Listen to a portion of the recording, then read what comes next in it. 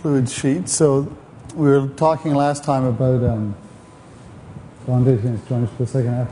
I was talking about fluid atomization, which is used in inkjet printing and various industrial processes, fuel injection, so we want to understand the mechanisms by which a fluid volume is transferred into small droplets.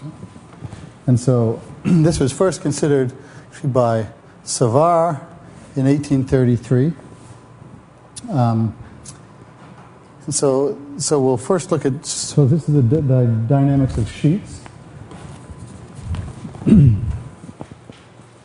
So it's a very simple experiment you can do, which you've done whenever you do your dishes. You turn a jet on and you hold a spoon or a knife under the tap, and you know that the fluid comes down and the jet gets splayed into a sheet, and it'll be sort of irregular and look like this. It will break up. But if you do it in a controlled environment, so we have a jet coming down here, it will be shot out horizontally in a regular way, and you'll get something which looks like this. Okay? And so the question is, how do we rationalize this? So how is it that this thing is flat, and how is it that what sets its radius, right?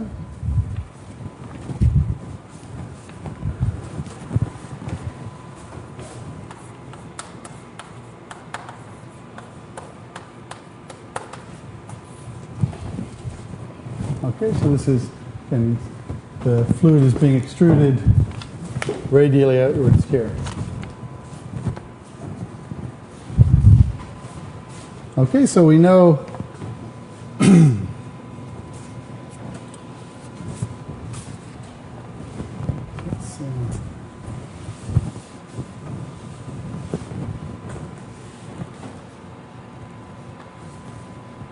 so impactor.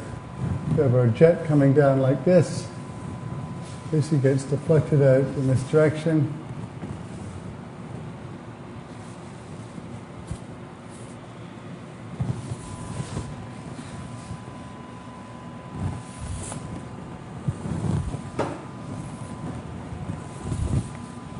Okay, so we get a circular sheet of radius r, and we want to know what that radius is.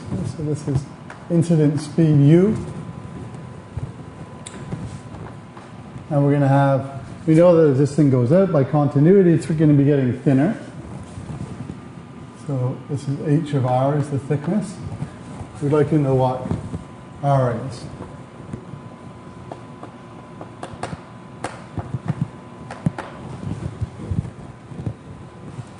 Okay, and we know the surface tension.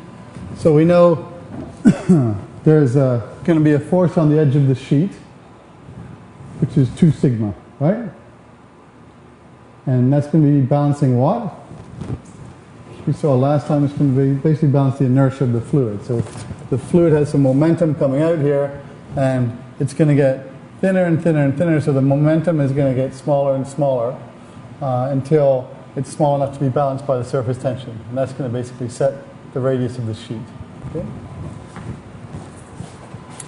Okay, and so we can define the Weber number. So these guys all become friends at a certain stage. Rho squared d over sigma. So d is the diameter of the incident jet.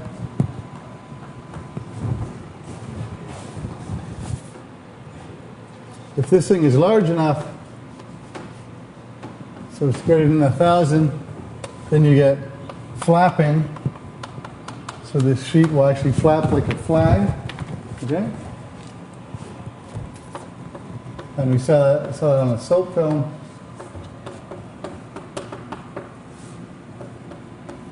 And that's basically due to the interaction of the sheet with aerodynamic pressures. If the Weber number is small enough, then you get a smaller but still high.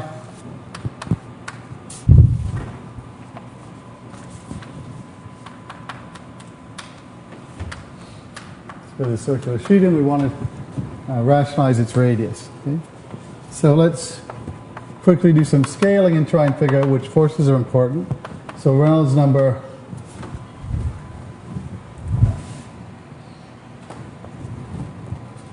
let's call this 2A. So the Reynolds number based on the flow, actually no, let's just use R. So the characteristic Reynolds number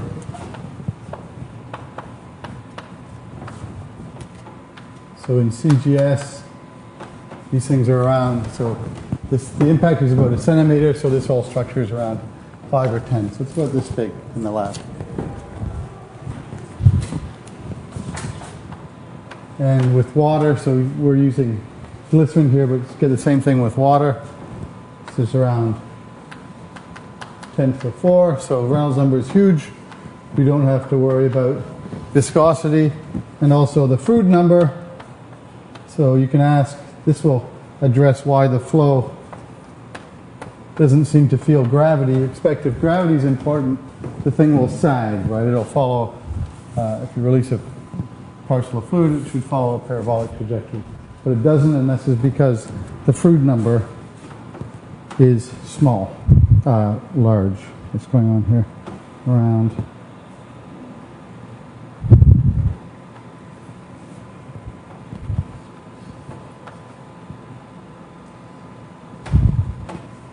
Yeah.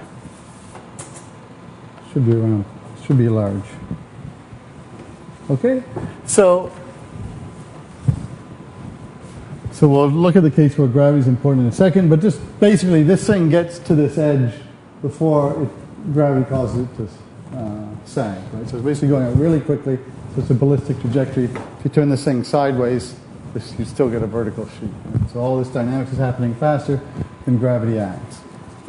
Okay, and so the force balance is basically going to be between inertia against curvature. So rho u squared h is going to balance this curvature force, which is causing retraction, right? So you have curvature force acting in this direction, inertial force acting in this direction. But notice that h is thinning, so this thing is going down. Okay? So another thing, so an experimental fact is that the speed within these sheets is constant. Okay? So since the speed is constant, we can see how h varies as a function of r from continuity. Okay?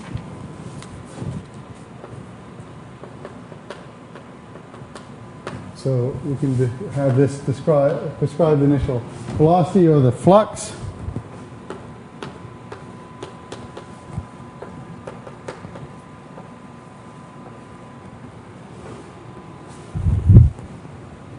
Okay, so this tells us that h of r is q 2 pi r u.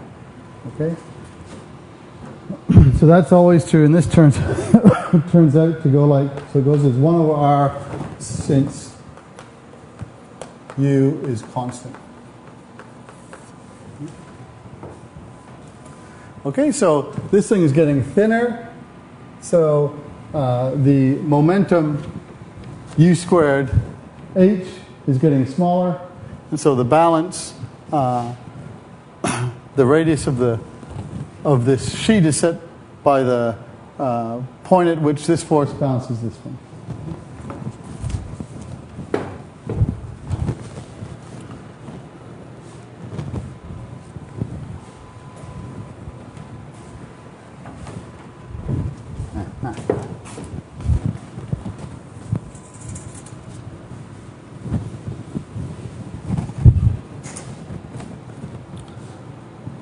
Okay, so sub h of r into force balance.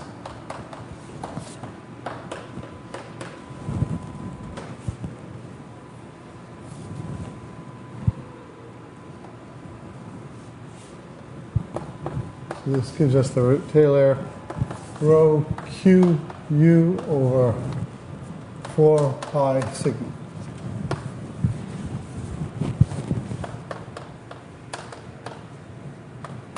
Okay, so this is done by Taylor, as were so many other things. You see basically that the sheet radius increases with the flux. and the speed decreases with the surface tension, because the surface tension which is acting to resist.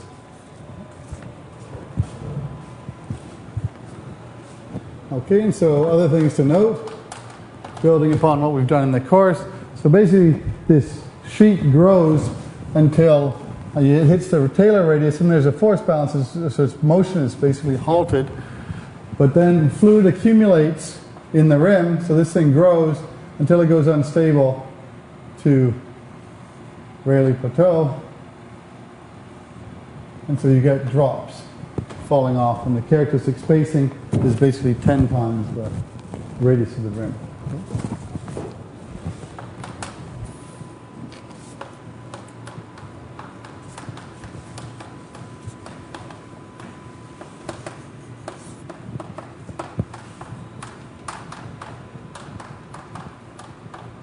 The Rayleigh plateau. Okay. So you get exactly the same business. If you have two colliding jets,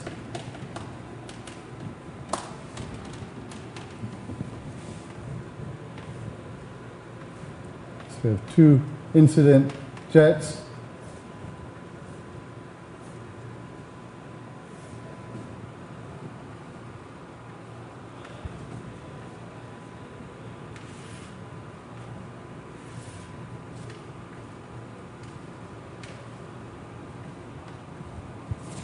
Two jets like this will be exactly the same. And then, and so I was interested, I think I've mentioned before, you get these polygonal structures when in the hydraulic jump. And I figured if you get them in the hydraulic jump, you'll probably get them here as well. Oops, let me turn everything off. So these are our experiments. This is with glycerin, which is glycerin water solution, which is about 10 times more viscous than water. So we've seen here, again, we have the same trick for calculating the curvature force, which is just 2 sigma. So we did this in the case of the soap film. And we get the Taylor radius as we've just done.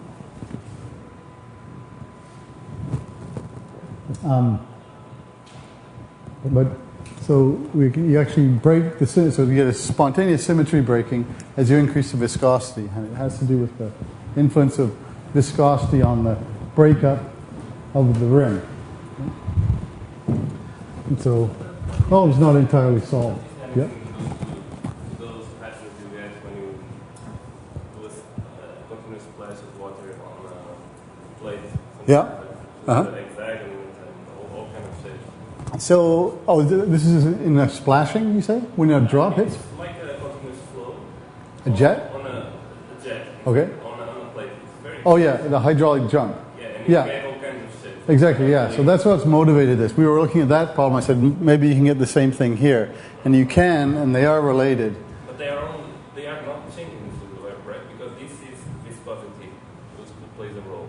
Yeah, viscosity plays a role in the other one as well. It actually regularizes it, yeah. Because I thought they could get that all the shapes with the same fluid. They can get all the shapes? All the shapes, I mean, from a circle to an hexagon or to an octagonal. Yeah, they can get many. The same fluid, I suppose. No? No. You can, you have to change the system parameters. You can change the flux and so forth. But you can get lots of different shapes. But you can get lots of different shapes here too. But it has to do with the influence of surface tension and viscosity on the shock. Right. So basically, you consider this as being a shock, just like the hydraulic jump. It's actually an open problem, and we're working on it now. But it's kind of subtle. But and in fact, this guy Villermo just had some very nice insights, because he started describing their cusps on sheets, which you can describe as shocks, just like the hydraulic jump. So I think that'll probably provide the link between the two problems. But then, you can see this is quite an elaborate structure. So you get the cusp, so you get a polygonal sheet, but also coming out of the corners, you see this. You see the structures which have a nice shape, and these we can also rationalize. So these sort of look like fluid chains. So you can ask the question then, how do things change if you change the angle of incidence?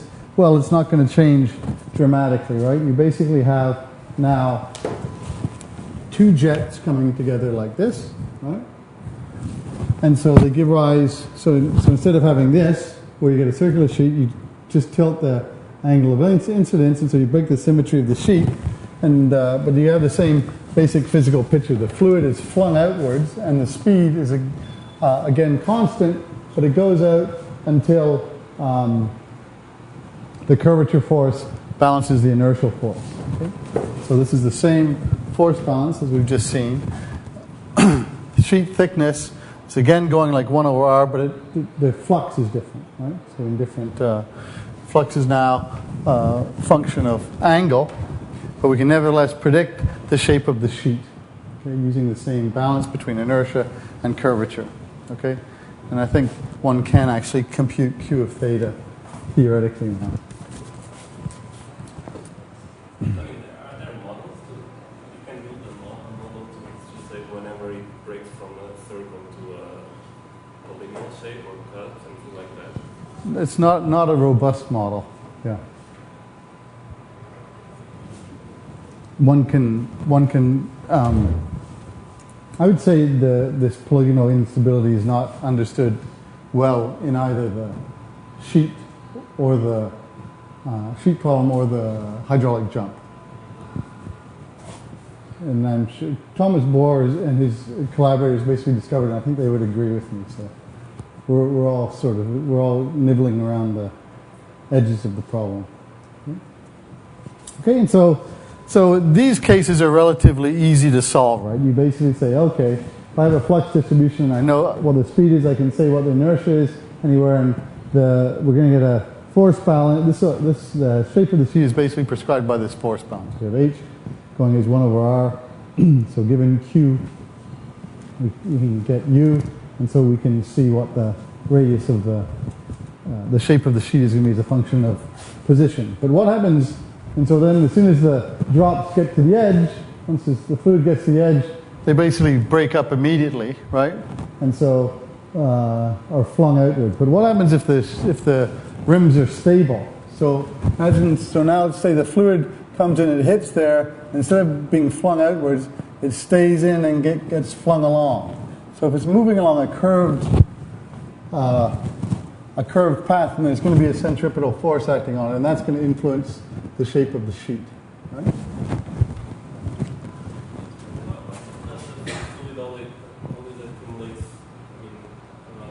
Why does it or why doesn't it? Why does it?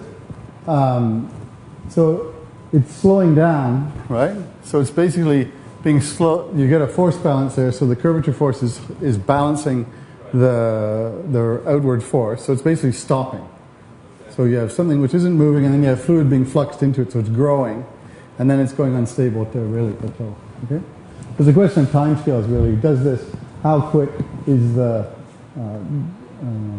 pinch-off time, right? So because here it's basically going there, pinching off immediately and being flung out.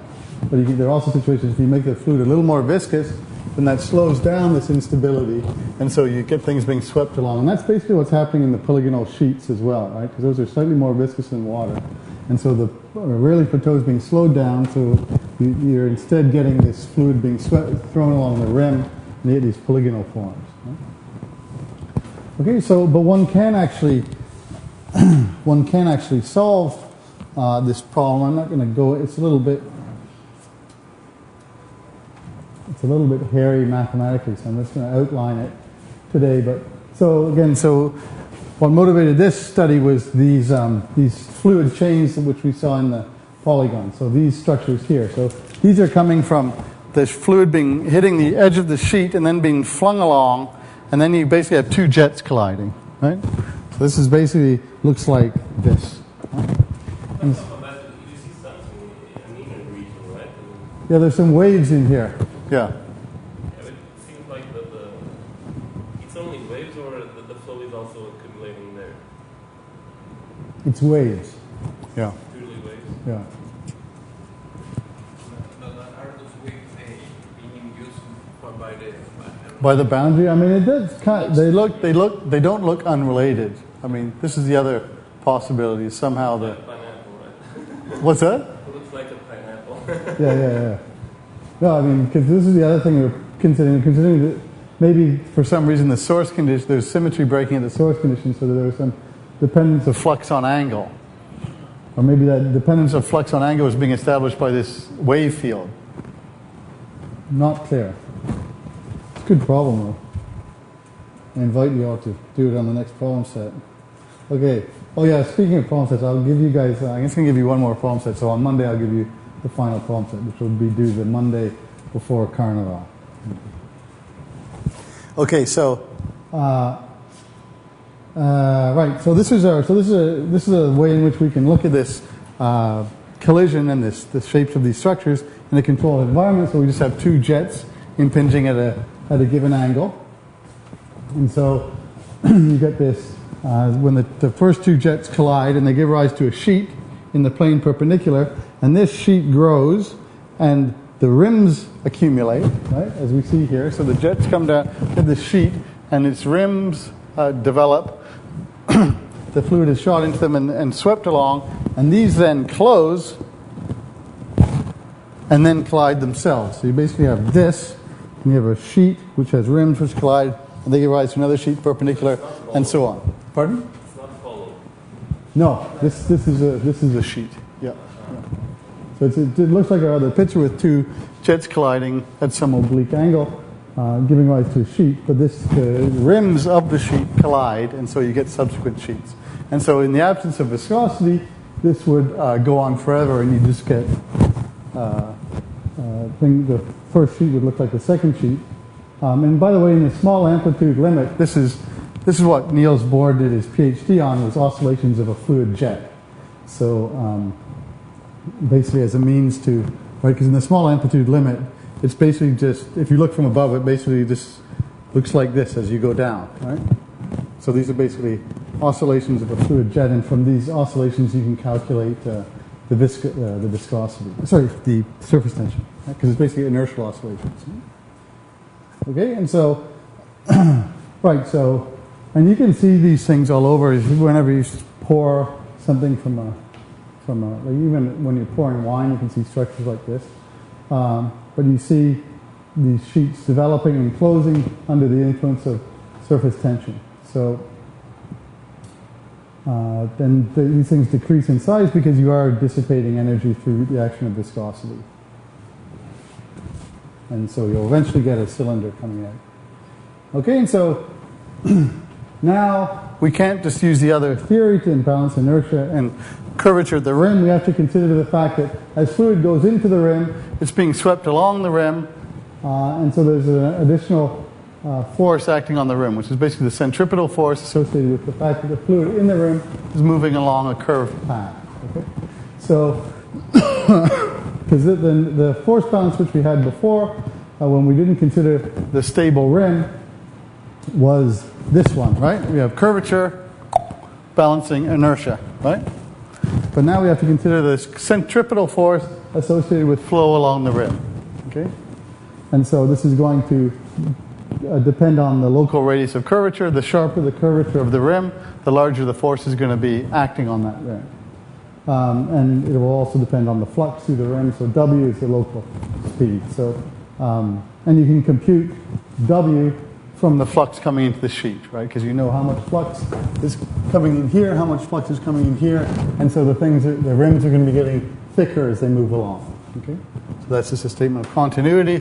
Then we have the normal force balance, and then the tangential force balance says that the change in tangential momentum flux results from the component of tangential momentum flux coming in from the sheet. So again, this gets rather technical, and we needn't worry about it too much. But basically, you can see that you can formulate these systems, and so basically solve for sheet shapes, whether the sheet has stable rims or unstable rims.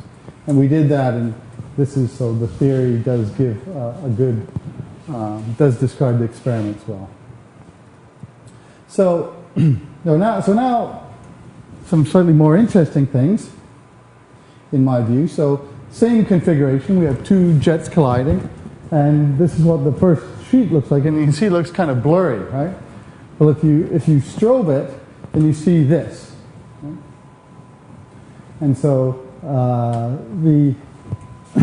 that blur there corresponds to a stream of drops, and these are flying around. So you see these by strobe. If you strobe at 300 hertz, then they hang in the air. And so here again, what you see with the naked eye. And if you take a still photo or strobe it at about 300 hertz, then you see this structure.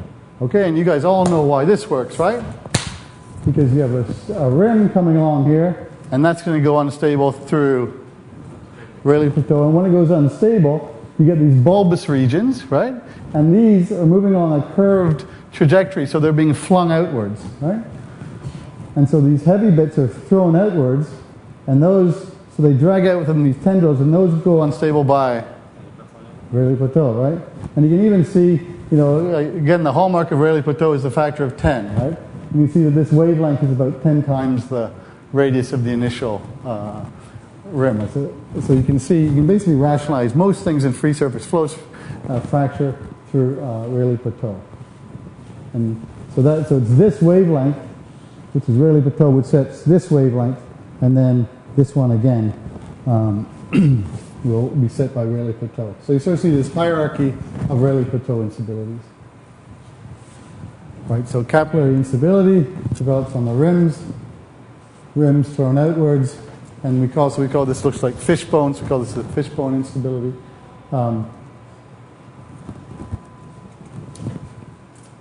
And so you can get quite elaborate ones. These actually really do look cool because they're quite big. They're sort of this big in the lab, and you strobe them, and so they hang in the air. These really, so I'll show you a video of these in a second, but they're quite striking. But here you see very long tendrils, and again the sort of Rayleigh plateau instability in the wake.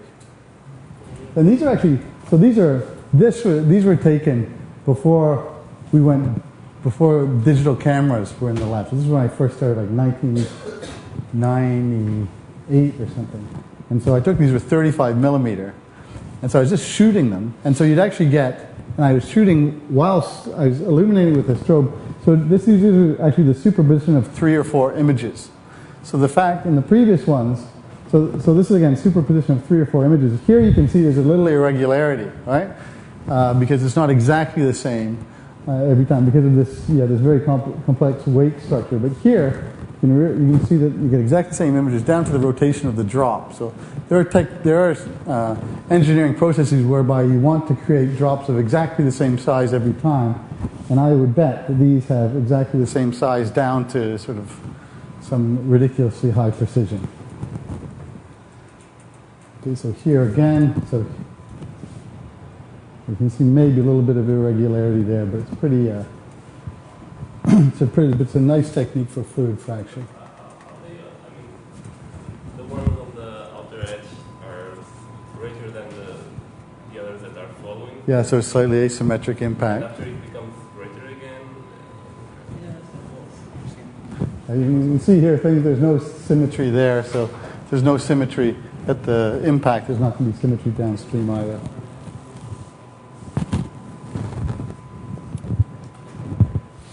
But even if it's not symmetric, it's repeatable, right? You get the same.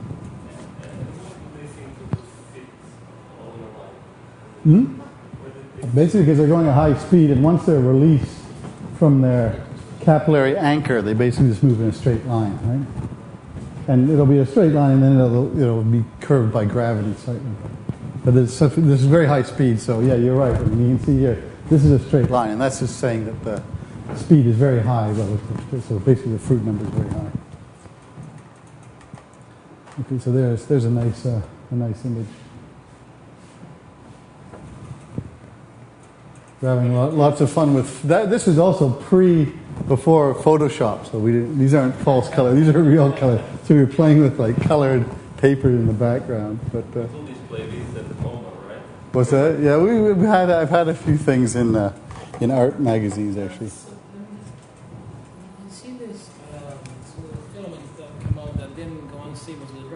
Mm-hmm. They're being dragged by air, that's why they go back? Yeah, so there is air drag on these things. So is that here, for example? Yeah, not clear. I don't think air drag is too important here. or is it just the shape of the Yes, it's a question of how we go. No, I think it's the fact, because you see this guy is going to, this thing, because it's getting bulky, is basically thrown into that. And this guy's already dragging behind. So it's basically because this part of the tendril moves faster than this part, just because it's thicker. So this thing basically goes down into that, and this one kind of is attached but lags behind. Okay, so here's a video. We should have done like a really good, high-quality art video, and this one isn't quite good enough. But again, it's like loss of format. We have some really good ones on black and white, high-speed video images, but never gone digital. But so this is what you see with the naked eye, and now we basically turn the strobe on and the lights out, and you see this structure emerging. So again, we should surely have done something better. Oh, so we did this on Time Warp. There's a TV show, Time Warp, and we did some of these experiments. Yeah, that's Time Warp. Yeah. Yeah. So I did a show on that. I got 1 million hits for my piece on the web, but they don't. This one's not on YouTube. Yeah, it's really fun, and I bought their camera afterwards, right? Because I wanted these things to be immortalized with the best cameras, and so when the show ended, I called the guy up and said, "How much for your camera?" So we got it for a good price, but it was a really good experience. It was a nice bunch of people to show. Okay, so this is a pretty simple system to characterize experimentally. If we fix the impact angle, then there are three-dimensionless groups, right? We have the Reynolds number, so inertia to viscosity.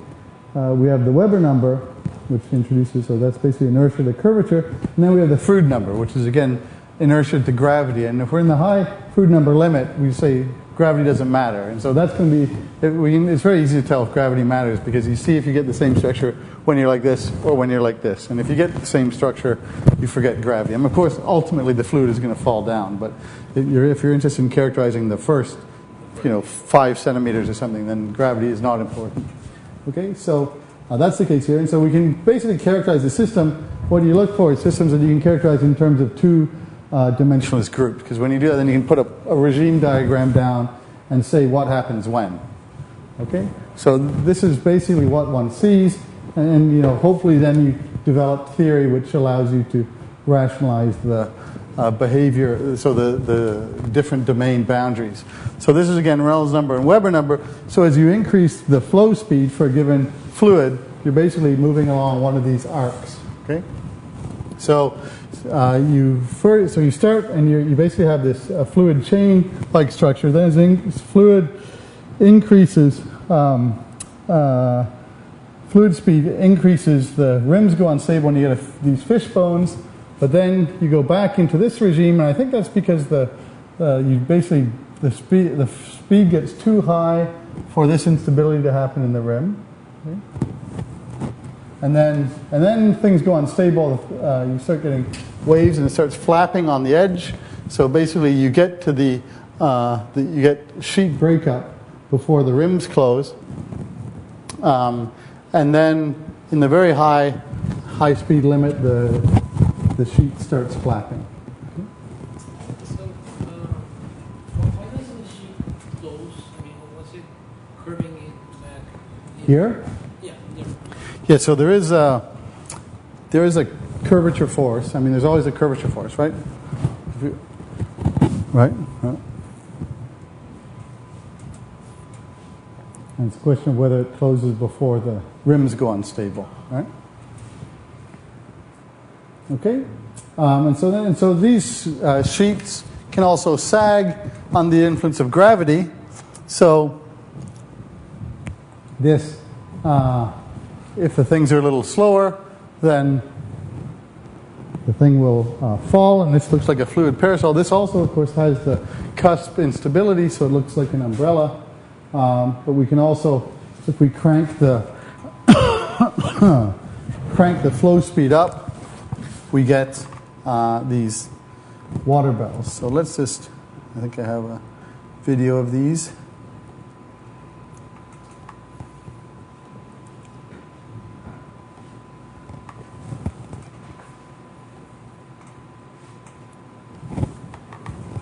Right, so actually we've been through these, but I'll just show you again. So these are, so this is basically the fluid sheet. You can see more clearly there the Rayleigh plateau instability. So these are actually experiments done with water. So you see the sheet has a critical radius, and the you see Rayleigh plateau at its edge. And here we see we increase the flow rate, so the speed of the fluid, or the radius of the fluid table increases, but nevertheless you see this Rayleigh, you see a stationary edge in Rayleigh plateau. The drops are not, I mean, some are really larger than the others, right? Let's take a look. There are very small drops and very large drops. Yeah, very, I think they're they're within an order of magnitude. They are. I mean, they're merging. Yeah, some of them are merging when they come out. Yeah. And here's the biggest.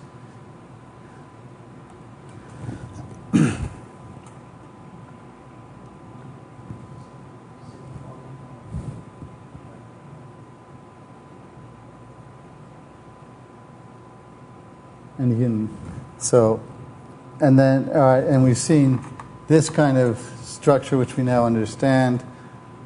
I think you'll agree that my videos were slightly better. But this is a little more irregular, right? This is, again, our flows are slightly stabilized by viscosity, so you don't get this, you get a more regular instability at the edge. Okay, and so this is what we'll look at now, is the water bell. So again, you have a fluid coming, and what do you expect? You expect it to follow a parabolic trajectory, right? But this curvature actually causes the thing to close, right? Because if you just throw a rock, it's going to go on a parabola. You expect the fluid partial to do the same, but surface tension gives rise to a curvature force which closes the bell. Okay, so we want to see how we rationalize that.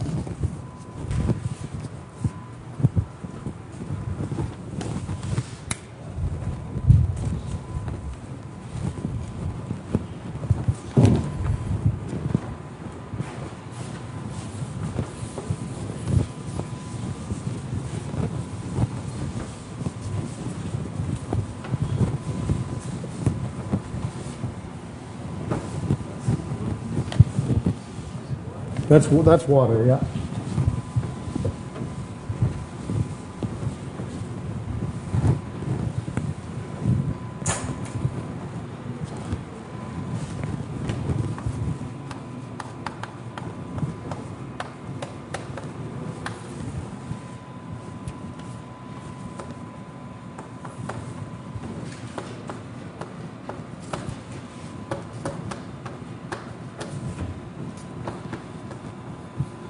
So Savard, Taylor, and Claney has a very nice review on these in JFM. I think it's around 2008 or so, or in annual reviews.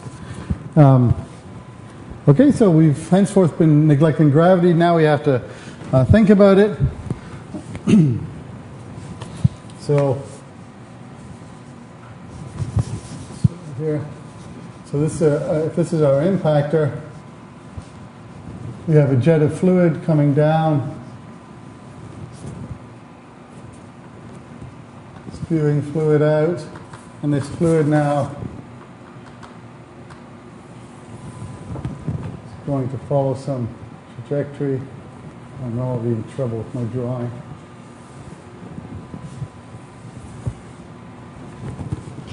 Doesn't look good at all. All right.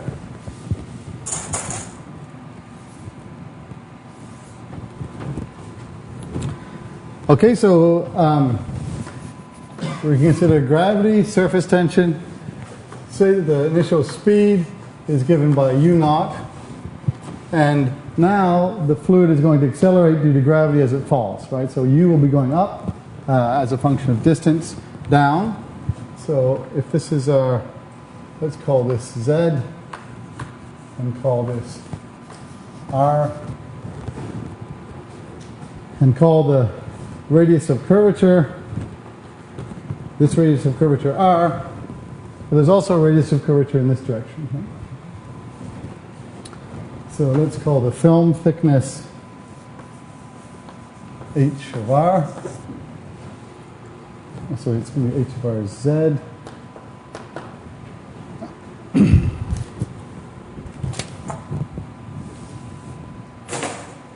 It's understood we're moving along the rim, so we can just characterize in terms of h of r.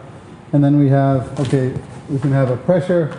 So experimentally you can rig these so that you can change the air pressure inside so you can get all sorts of fancy shapes.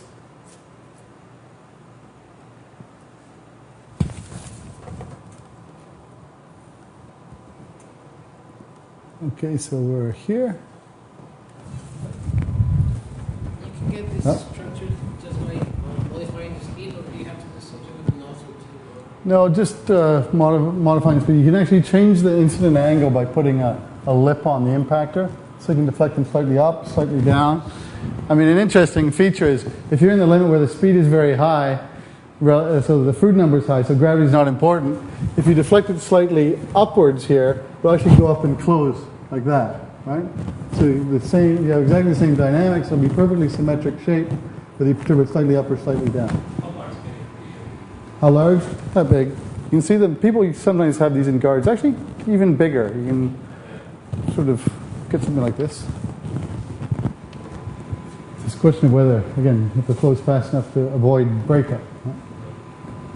Okay, so we'll soon see what I've forgotten here, but let's proceed. So, so the bell shape.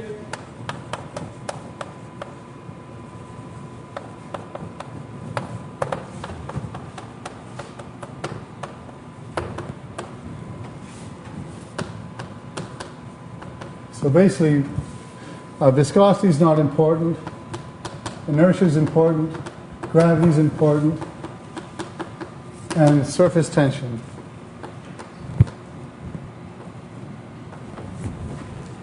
Okay, so continuity.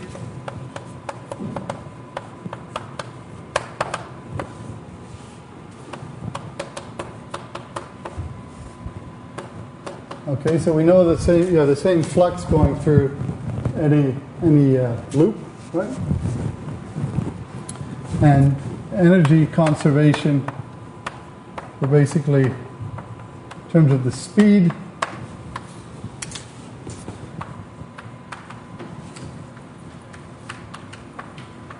So it's accelerating in response to gravity. And then we know that the sheet curvature. So if this is our normal, then its divergence is going to be given by 1 over r, which is this guy, but then there's also the curvature around here. Right? So it's basically the curvature. This is R2, call it.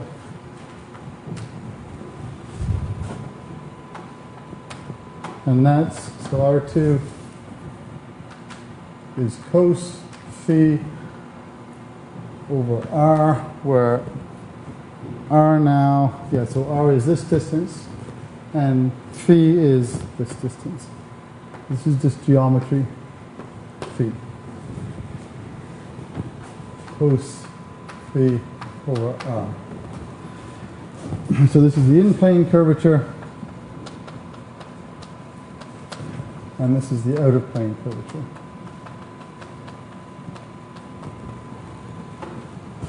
Okay, so that's all we need to write the force balance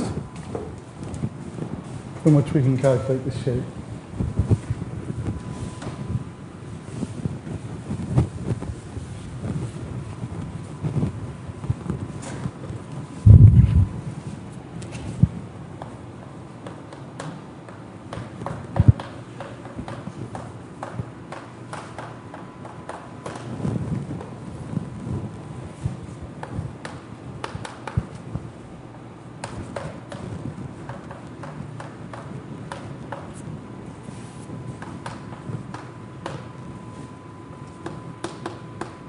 Okay, so there is a vertical component acting on a fluid parcel resulting from gravity, and there's also, you can have a pressure difference term over R. So this is basically the inertia term.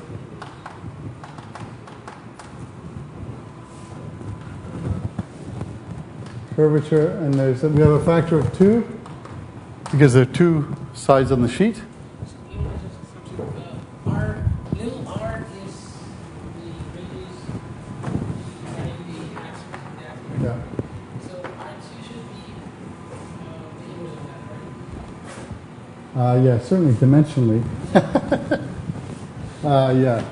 Yeah, right, sorry. Yeah, R2 is, yeah, so R, thanks, cos phi, and then you invert it here. Yeah, yeah. Okay, and then you have gravity, and this is negligible if the Weber number is high, Froude number,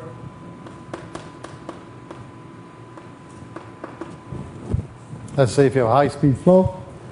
And so from this you can basically calculate the, so call this pressure knot, P naught.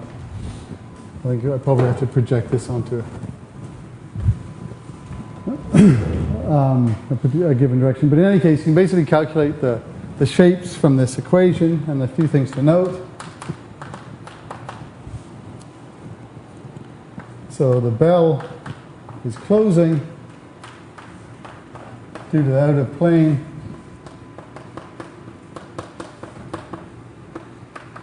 curvature.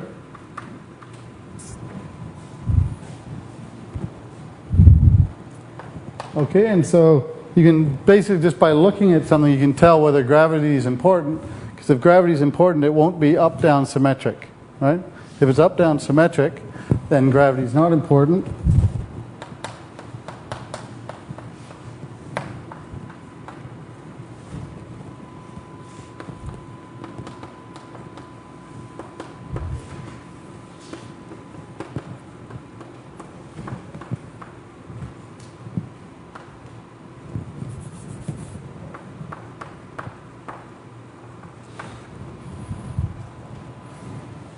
Okay, and as we mentioned, if you deflect it upwards,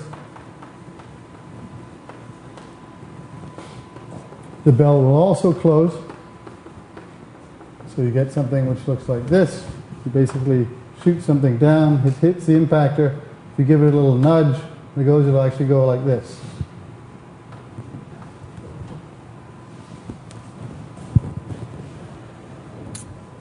Okay, and there are other oddities as in the sheet case when you have viscosity. So this is what we've just seen. You can again break the symmetry and get polyhedral forms.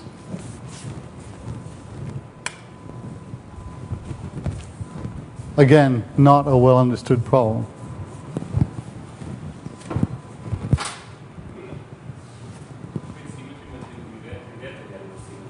What's that?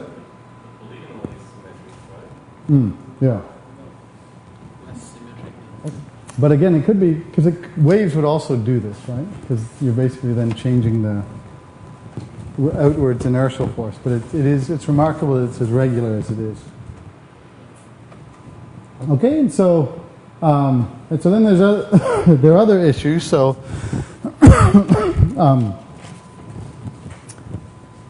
there are cusps forming on sheets. So here we have the case where we deform the thing slightly upwards. We have a lip on the impactor, so we deform it up like this.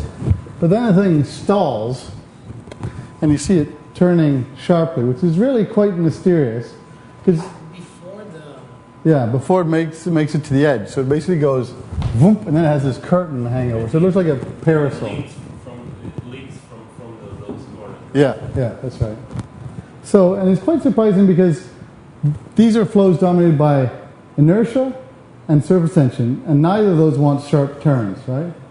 Right? And you say, well, viscosity is there too, but viscosity doesn't want sharp turns either. So basically, it's a very surprising flow, not entirely understood by me, anyways, and it certainly wasn't understood by Bark et al. So you can solve these water bell equations, and in certain regimes you get crazy solutions, right? Because if you solve things numerically, then you can, of course, get self-intersections and so forth, which don't make any sense. But their suggestion was that these cusps were due to these phantom loops, right? They said the real solution should have loops, but it doesn't, and so what you're seeing is this bad answer, right? Not a good answer. So the turning happens, I mean, spontaneously, you turn it on and it forms at the beginning, or does it have a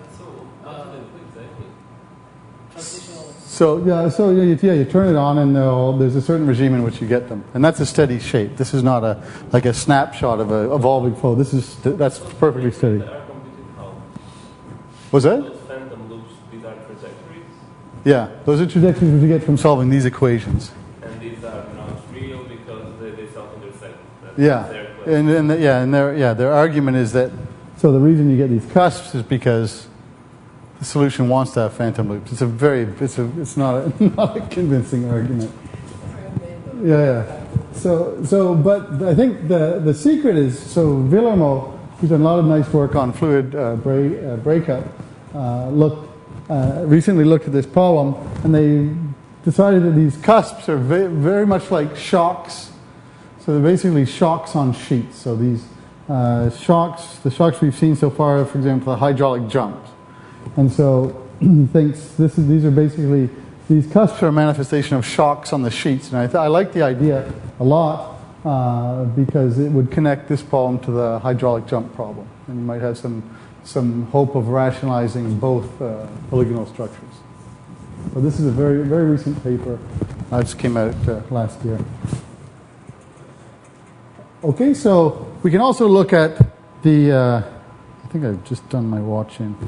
The influence of rotation on sheets, okay? So, or jets. So, this is what happens if you have a fluid. We know that if we release a fluid jet, cylindrical jet, it'll pinch off the Aurelia plateau. What if the jet is now rotating? It's sort of surprising, but you don't get axisymmetric shapes. You get these sort of ladder shape, right?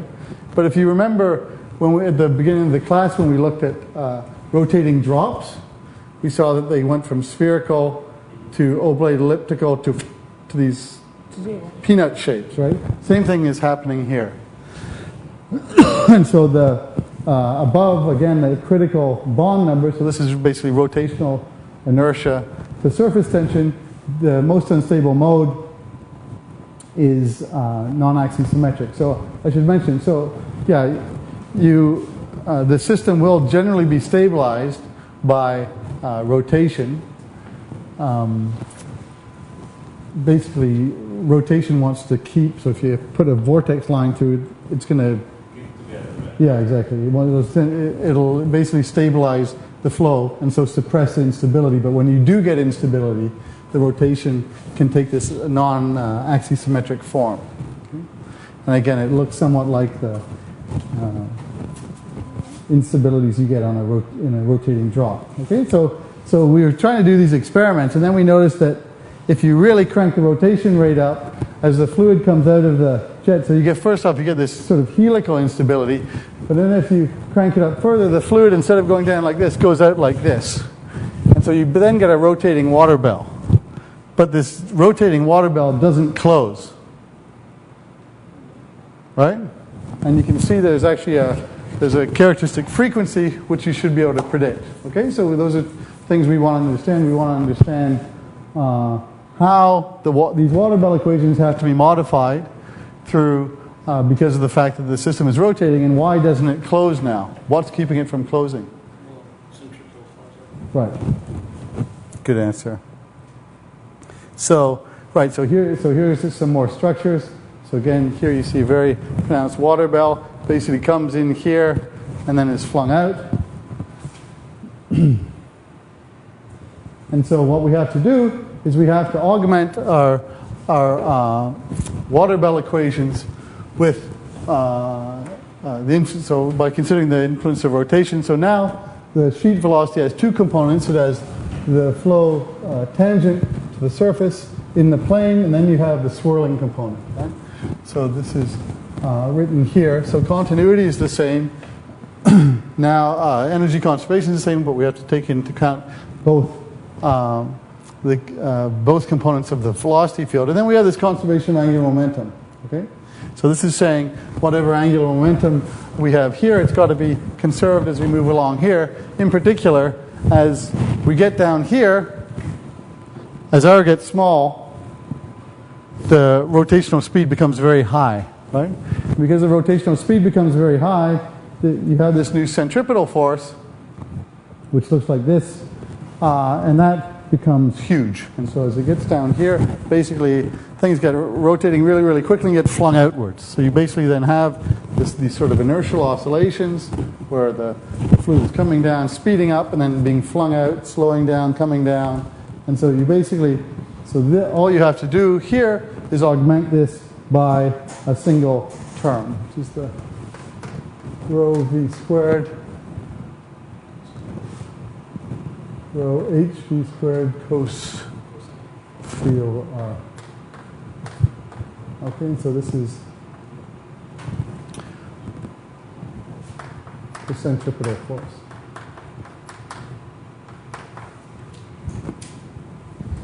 Okay. You can see in the picture that you have like downwards. You have like a coil. Right. Is that an instability in the sheet? Like So good question. So you can kind of see it forming. I think it is. I'm not sure if it is always the edge of the sheet or whether you're getting a band forming here. Let's take a look. Look, in that picture you can see it just in the middle of the ball. It's like it's embedded and after it detaches from Here? Yeah. Yeah, there it looks like it's formed before the edge of the sheet is formed. Yeah. So it's not clear what it is. Isn't that like just instability like really plateau that it's right to break up into? Yeah, it could be. I mean, it could also. We're gonna, next class we're going to look at the other possible source of instability, which is Rayleigh-Taylor, which is when you have accelerating things. So maybe the acceleration it gets as it comes around the edge is exciting an instability in the sheet. So in fact, there are basically three possibilities. So if you have a sheet moving, you have the edge, you can get Rayleigh plateau. On the bulk, if the thing's accelerating, you get Rayleigh-Taylor. And then you can have shear-induced instability, so due to interaction with the air. So it's not clear to me what these waves, what their origins are. But we'll see. So we'll see next class how to assess the instability to shear and to Rayleigh-Taylor, which is basically resulting from acceleration. Those are basically the only three instabilities one has to worry about. How do you use the swirl? Yes, you basically have, we did the whole thing in a rotating frame. So we basically have a big rotating table, we have a rotating bucket, everything's going in, so it comes out and it's spinning relative to the lab frame. Okay, so this is just, I really like this quote. So this is the sort of first stuff I did at MIT was I sort of spent about 5 years coming to grips with sheet instability, and I did hydraulic jumps and so forth. But I found this great quote by Oscar Wilde.